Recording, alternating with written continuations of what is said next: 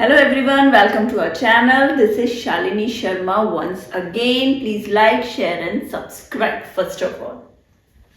So we have started chapter number 10, India after independence, and this is the part 2. हमने देखा कैसे independence के बाद हमने देखा है कि किन किन चीज़ों में प्रॉब्लम आ सकती है, कौन कौन सी चीज़ें चैलेंजिंग है और उस पर हमें काम करना है. अब देखो उसमें से नेक्स्ट जो चैलेंज हमारे सामने है वो है distribution of power between state and central government.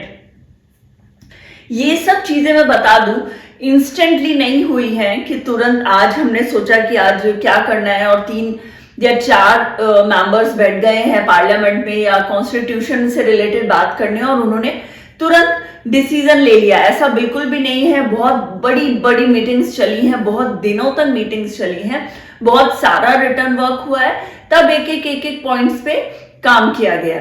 अब देखो ये जो चीजें हैं जो हम अभी तक पढ़ रहे हैं वो उस टाइम कितनी इंटरेस्टिंग भी होगी कि हमारा जो है फ्री इंडिया उसके लिए हमें काम करना. अब जैसे मैंने एग्जांपल दिया था घर का, तो सोचो घर को सजाना, एक एक चीज अपने तरीके से बहुत प्यार से हम किसी चीज को संवारते हैं तो हमें क्या लगता है वो उसमें अपनापन फील होता है. तो वो जो उस वक्त उनका जो सिनेरियो होगा, वो एनवायरनमेंट जो होगा वो कितना पॉजिटिव होगा.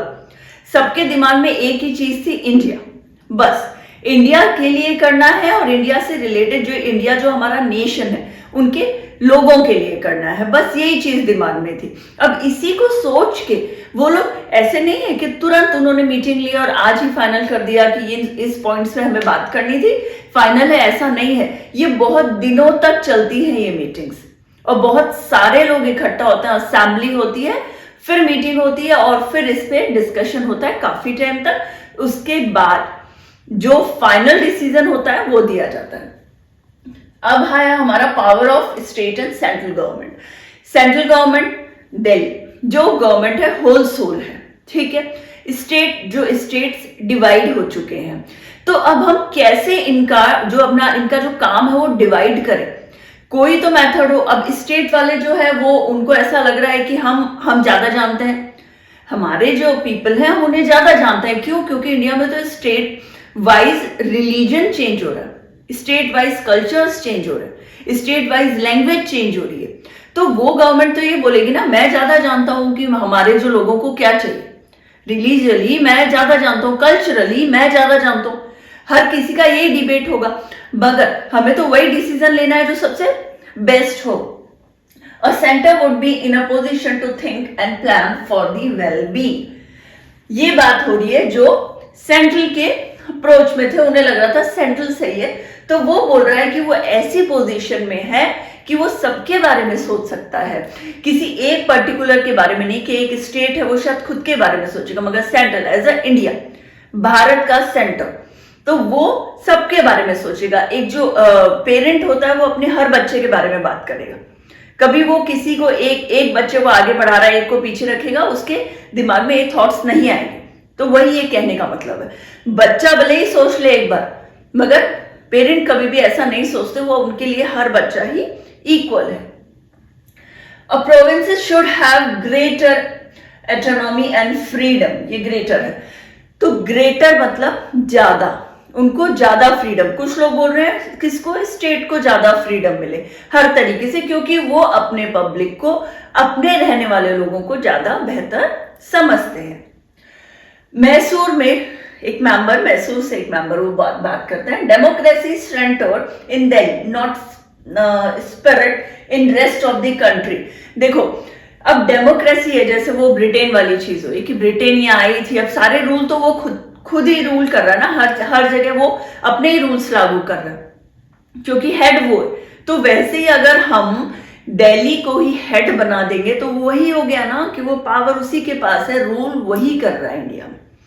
तो आप डेमोक्रेसी तो बोल रहे हो, मगर आप डिस्ट्रीब्यूट तो करो पावर हमारे ऊपर. तो फिर वही बंदिश हो गई कि जो होल सोल है वो एक ही है, जो वो कहेगा वही हम काम करेंगे. तो ये चीज तो अभी टॉलरेट करी है, अभी 100 साल लगे हैं उस चीज को बर्दाश्त करते हुए यहां से उभरने में, तब वो चीज उन्हें समझ में नहीं आ रही थी. मद्रास से एक मेंबर बोलते हैं, initial well being should provided to state, वो कह रहे हैं स्टेट को प्रोवाइड करिए। जो वही बात है, स्टेट को प्रोवाइड करेंगे तो जो छोटी छोटी चीजों में हम जब डिवाइड कर देते हैं किसी चीज को, मैं बोलूंगी कि ये एक रूल है कि मुझे ठीक 8 o'clock या ठीक 9 o'clock ब्रेकफास्ट, इतने लोगों का 20 लोगों का ब्रेकफास्ट बनवाना है। वही मैं काम अगर एक आदमी को दूं और वही मैं काम डिस्ट्रीब्यूट कर दूं कि 20 आदमी है तो 20 के लिए अलग अलग लोग काम करेंगे। अच्छा खाना कब बनेगा? जब एक आदमी एक के हिसाब से, उसकी चॉइस के हिसाब से काम करेगा, बजाय कि एक आदमी सबकी चॉइस के हिसाब से काम करेगा। तो वही उनके कहने का मतलब था। Finally the constitution have 3 list of subject. Finally जो उन्होंने, उनका जो डिबेट जहां जाके फिनिश होता है, इतने टाइम तक वो चलती गई है डिबेट, कौन आगे रहेगा, नहीं सेंट्रल रहेगा या फिर स्टेट रहेगा। फाइनली उन्होंने सोचा हम लिस्ट बनाएंगे, यूनियन लिस्ट, स्टेट लिस्ट और concurrent list. It means union list जो सेंट्रल के पास होगा, जितने भी पावर सेंट्रल के पास जो डिसीजन करने होंगे जिन मैटर्स पे, वो यूनियन लिस्ट में आएंगे। जिन मैटर्स पे स्टेट देखेगा जिन चीजों को, वो स्टेट लिस्ट में आएगा। और इसमें वो लोग आएंगे, वैसे डिसीजंस करने वाले या वैसी प्रॉब्लम्स आएंगी जो कि दोनों अपने सेंटर से भी और स्टेट दोनों से ही वो क्लब होती है, वो प्रॉब्लम या फिर वो चीज, वो ऐसी चीज जो दोनों के लिए ही इंपॉर्टेंट है। जैसे देखो एग्रीकल्चर एंड फॉरेस्ट, एग्रीकल्चर सिर्फ स्टेट का तो नहीं है, एग्रीकल्चर सिर्फ एक सेंट्रल का तो नहीं, वही तो एग्रीकल्चर थोड़ी, वही फार्मर्स थोड़ी रह रहे हैं एक स्टेट में, पूरे इंडिया में फैले हुए हैं ना, तो वो सबके लिए है। तो उस पर डिसीजन कौन ले रहा है? Concurrent list. ठीक है। स्टेट लिस्ट कौन? Health and education. State wise देख लीजिए, एजुकेशन उस लैंग्वेज में आपको पढ़ाना है जो लैंग्वेज वो स्टेट में बोली जाती है, या नहीं पढ़ाना है, वो सब्जेक्ट कौन सा रखना है, हिंदी रखना है, नहीं रखना है। हिंदी तो सब नहीं बोल रहे, आपको रखना है एज ए सब्जेक्ट, रख सकते हो, इंग्लिश रख सकते हो, आप अपना खुद का जो नेटिव लैंग्वेज है वो भी रख सकते हो। ये डिसीजन थोड़ा फ्रीडम दे दिया कि आप अपने अकॉर्डिंग देख लीजिए। इसमें क्या आ गया? Tax, defence, foreign affair. देखिए टैक्स तो कौन बनाएगी? गवर्नमेंट ही ना, गवर्नमेंट ही बताएगी हमें कितना टैक्स देना है, कितना नहीं देना है, डिसीजन स्टेट थोड़ी कर पाएगा। डिफेंस, अब सिक्योरिटी के लिए आर्म फोर्स, आर्मी वाले लोग हो गए, नेवी हो गई, पुलिस हो गई, उसके बारे में कौन बताएगा, या उसके लिए डिटेल्स कौन देगा, या उसकी प्रॉब्लम्स कौन सॉल्व करेगा, उनकी सैलरी कितनी होगी, उनका रिटायरमेंट एज कितना होगा, ये सब क्राइटेरिया कौन फिक्स करेगा? वो हमारी सेंट्रल फिक्स करेगी। फॉरेन अफेयर्स, ऑफ कोर्स बाहर के जितने भी इंटरनेशनल अफेयर्स हैं, जो न्यूज है या जो भी चीजें हैं जिस बारे में बात करनी है, वो कौन करेगा? सेंट्रल करेगा। क्लियर हो गया? 3 लिस्ट 3 तरीके से हमने डिवाइड करी। क्लियर है? बिल्कुल ठीक है। Tax, defence, foreign affairs, state के लिए हेल्थ, एजुकेशन, दोनों के लिए agriculture, forest and so many blah blah blah. अभी तो मैंने कुछ एग्जाम्पल ही दिए हैं, एक्सेट्रा है ये, ठीक है। उसके बाद आती है बात लैंग्वेज। इंडिया है, लैंग्वेज कौन सी होगी? हिंदी होगी। हिंदी तो होगी, मगर क्या पूरे इंडिया में हिंदी बोली जाती है? बिल्कुल भी नहीं बोली जा रही हिंदी, तो बहुत सारी लैंग्वेजेस बोले जा रही है। ये स्टेट बोल रहा है कि हमारी लैंग्वेज इंपॉर्टेंट है, पंजाबी बोलेगा हमारी लैंग्वेज इंपॉर्टेंट है, सिंधी इंपॉर्टेंट है, उर्दू इंपॉर्टेंट है, पारसी इंपॉर्टेंट है, सब कुछ ही तो बोले जा रहा है। तो इतने लैंग्वेजेस को हम क्या नेशनल लैंग्वेज बना सकते हैं? बिल्कुल भी नहीं बना सकते।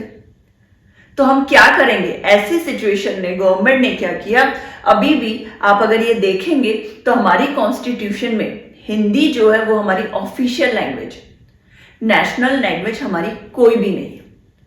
ये बहुत इंपॉर्टेंट है, ये क्वेश्चन आ भी चुके हैं गवर्नमेंट एग्जाम्स में कि इंडिया की नेशनल लैंग्वेज कौन सी है? दिस हिंदी एंड दिस सब। मोस्टली बच्चे क्या करते हैं? हिंदी, जबकि हिंदी जो है नेशनल लैंग्वेज है ही नहीं, हमारी कोई भी नेशनल लैंग्वेज नहीं है, हिंदी हमारी ऑफिशियल लैंग्वेज। इसके साथ इंग्लिश भी ऑफिशियल लैंग्वेज है हमारी, ठीक है। इसका रीजन अब वही बात है ना कि अंग्रेज आए, वापस भी चले गए, मगर इंग्लिश तो यही छोड़ गए, इंग्लिश को तो लेके ही नहीं गए। हमारे पूरा कॉन्स्टिट्यूशन इंग्लिश में ही लिखा हुआ है। हम अगर उसमें कोर्ट में जा रहे हैं तो इंग्लिश में ही बात है, स्पीच हो रही है वो इंग्लिश में ही हो रही है, एजुकेशन है इंग्लिश में ही हो रहा है ऑलमोस्ट। तो ऐसा नहीं है कि हम इंग्लिश को इग्नोर कर सकते हैं, ओवरऑल बिल्कुल भी इग्नोर नहीं कर सकते। तो उन्होंने क्या किया, many debate for English should go with British. सबको लग रहा था ब्रिटिश के साथ इंग्लिश चली जाए, क्यों उसे रखा जा रहा है, हम कोई भी सामान ही उनका यूज नहीं करते। तो जो ट्रॉमा था ना वो अभी तक दिमाग से निकला नहीं था, वो जो इतने सालों से चला रहा था। उन्हें लग रहा था कि ब्रिटिशर्स के साथ इंग्लिश को भी धक्का देके बाहर निकाल दो, हम इंडियन है और हिंदी बोलेंगे या हमारी जो लैंग्वेज नेटिव लैंग्वेज है वही बोलेंगे। हिंदी ऑफिशियल लैंग्वेज है, it's not a national language, official language है।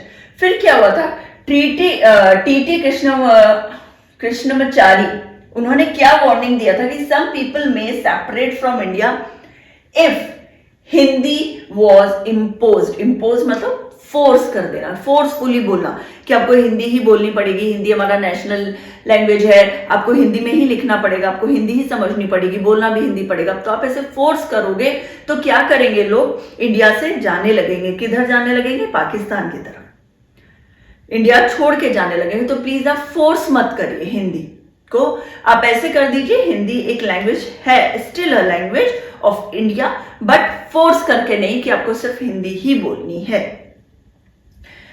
देन देखो ये पूरा आने के बाद क्या हुआ, ये समझ में आ गया, हिंदी हमारी क्या हुई है, official language, not national language. English भी है, इंग्लिश का भी यूज हो रहा, वो भी एक ऑफिशियल लैंग्वेज है।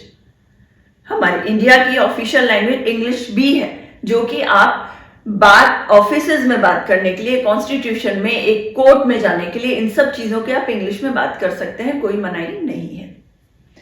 डॉक्टर BR अंबेडकर, सब जानते हैं ये किस चीज से, इनको हम जानते हैं मोस्टली इनइक्वलिटी से, ठीक है, इक्वलिटी नहीं इनइक्वलिटी से। क्यों, क्योंकि इन्हें छुआछूत, अनटचेबिलिटी, इन सब से बहुत ज्यादा प्रॉब्लम थी। बचपन में ये बहुत सफर कर चुके थे ऑलरेडी इन सब चीजों को, और वो नहीं चाहते थे कि ऐसा हो।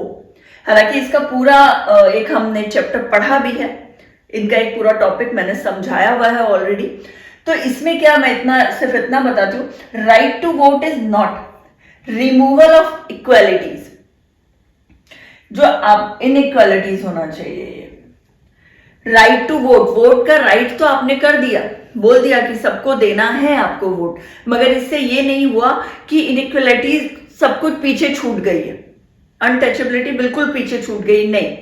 हो सकता है पॉलिटिकली वो चली गई हो, आपने बोला कि एक ST भी देगा तो एक जनरल भी देगा, एक रिच देगा वोट तो पुअर भी देगा, मगर अब ये चीज आपने पॉलिटिकली तो ठीक है आपने रिमूव कर दिया, उसको हटा दिया, मगर सोशली इकोनॉमिकली वो अभी भी वही की वही है।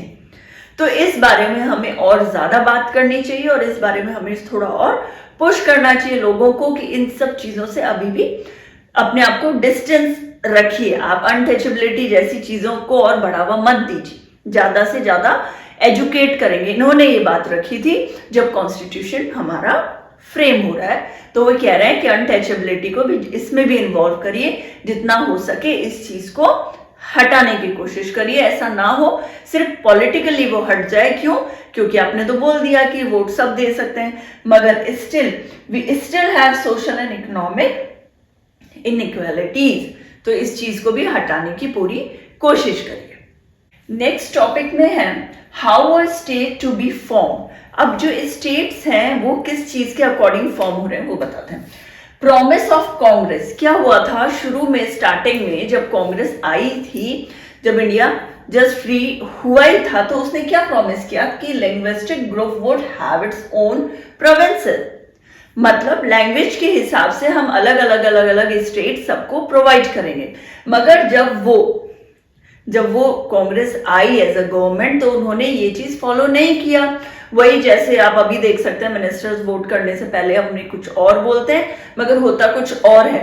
बट एक्चुअली उस टाइम प्रॉब्लम क्या थी, क्या उनके दिमाग में था कि जस्ट अभी ब्रिटेन से हम फ्री हुए हैं, काफी कुछ हुआ है, और वापस वही उन्हीं को ही डाइवर्ट करना, वापस से लैंग्वेज के हिसाब से लोगों को अलग अलग चीजों में बांटना, अलग अलग एरिया में बांटना, कहीं वही सब चीजें तो वापस नहीं होने लगेंगी जो अब तक हो रही थी।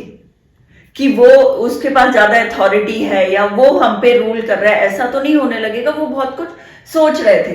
The promise of Congress linguistic group would have its own provinces. Congress didn't take any step, Congress ने कोई स्टेप नहीं लिया बिकॉज फेयर ऑफ पार्टीशन, वापस से पार्ट्स में डिवाइड ना हो इसलिए। क्रिएटेड डिसअपॉइंटमेंट, ऑब्वियसली जो लोग हैं उन लोगों में बहुत डिसअपॉइंटमेंट, जैसे ही उनको ये पता चला फ्री हो रहे हैं, चलो हमारा एक अलग से स्टेट होगा, हमारा एक अलग एम्पायर होगा, तो वो डिसअपॉइंट हो गए, खुश नहीं थे इस डिसीजन से। तो डिमांड सबसे पहले किसने किया? आंध्रा ने स्ट्रॉन्गेस्ट प्रोटेस्ट किया था। सबसे ज्यादा जो हाई डिमांड जिसकी थी और जो स्ट्रांगली प्रोटेस्ट कर रहा था वो कौन था? आंध्रा। फ्रॉम तेलुगु मद्रास तेलुगु से उसका था कि हमें थोड़ा सा अलग कर दो। डिस्टेंस कहां पे है? ये मद्रास में, मद्रास वाला जो एरिया उसके बारे में बात हो रही है, तेलुगु जहां पे बोली जाती है। In October Potti Sriramulu went to hunger strike to form Andhra.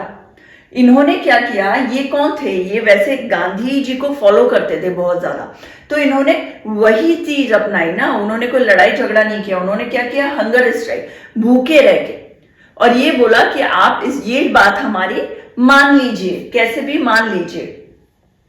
On December 15, 1952 Shri Ram Mallu died. ये एक्सपायर हो जाते हैं 58 डेज के फास्टिंग के बाद। इनकी जो फास्टिंग है उसके बाद जैसे क्या होता है, उस टाइम क्या हुआ था कि ये प्रोटेस्ट जो चल रहा था, इनके लिए भी बहुत ज्यादा सिंपैथी थी लोगों में उस आंध्रा में।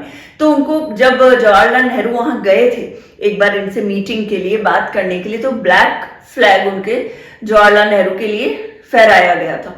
तो वो जो उनका वेलकम था वो बहुत ही गंदा हुआ था। उनको समझ में आ गया था कि ये चीजें ये सुधरेगा नहीं, कोई ना कोई डिसीजन लेना पड़ेगा। और इसके कुछ ही दिनों बाद ये एक्सपायर हो गए थे और गवर्नमेंट ने ये डिसीजन लिया ही कि इनकी बात हमें माननी पड़ेगी, क्योंकि ये बहुत ज्यादा बढ़ता चला जा रहा था। Protest so widespread and decided the new state of Andhra Pradesh came into being. New state of Andhra Pradesh को उन्हें बनाना ही पड़ा, सेट करना ही पड़ा। अब वही बात है, जब यहां हुआ तो दूसरे स्टेट भी डिमांड कर रहे हैं। Other state also demanded. अब इनकी भी डिमांड्स चालू हो गई दूसरे स्टेट्स की, उनको भी यही सेम चीज चाहिए था। अब इसके लिए कोई ना कोई तो डिसीजन लेना ही पड़ता। क्यों? क्योंकि एक एक स्टेप जो है वो स्टेट्स यही फॉलो करते, कि वही बात है कि लड़ाई झगड़े से अगर कुछ मिल सकता है तो क्यों ना हम भी एक बार यही ट्राई करें। तो स्टेट रिकॉग्नाइजेशन कमीशन सेटअप करी गई। कब करी? और उन्होंने जो रिपोर्ट दी, ये सेटअप हुआ, उन्होंने रिपोर्ट दी 1956 में। 52 से चला रहा है, देखो ये कब से चला रहा है, कितने टाइम से। और 56 में उन्होंने रिपोर्ट दी। रिपोर्ट में उन्होंने क्या किया? Redraw districts according to language. Language के अकॉर्डिंग हमें जो डिस्ट्रिक्ट है वो रीड्रॉ करनी ही चाहिए, और वो अच्छा है उनके अकॉर्डिंग। उन्होंने बोला कि बहुत अच्छा है। और जो मेंबर थे उसमें 3 मेंबर थे, इस कमीशन में 3 मेंबर्स थे। Hindi speaking region of north also to be broken into states. जो नॉर्थ का, जो इंडिया का जो नॉर्थ है ना, वहां भी जो हिंदी स्पीकिंग जो ज्यादा, जहां पे हिंदी ज्यादा बोली जाती थी, उनको भी स्टेट्स को थोड़ा थोड़ा करके डिवाइड करने लगे। स्टेट्स अलग अलग स्टेट्स बनने लगे इंडिया के। 1960 में क्या हुआ? बॉम्बे को गुजरात और महाराष्ट्र, बॉम्बे पहले ये एक ही था, तो गुजरात और महाराष्ट्र में डिवाइड कर दिया गया। 1966 में पंजाब और हरियाणा को कर दिया गया। और ऐसे बहुत सो ऑन, बहुत को धीरे धीरे सबको डिवाइड किया। और कैसे, किस के अकॉर्डिंग किया? क्या इन्होंने बोला था? लैंग्वेज के अकॉर्डिंग हम डिवाइड करेंगे। जहां हरियाणवी बोली जा रही थी वहां हरियाणा कर दिया, जहां पंजाबी बोली जा रही थी पंजाब कर दिया, जहां गुजराती बोली जा रही थी गुजरात हो गया, और मराठी बोल रहे थे तो महाराष्ट्र हो गया ना ये डिवाइड। इस तरीके से ये पूरा डिवीजन हुआ according to the language. Okay.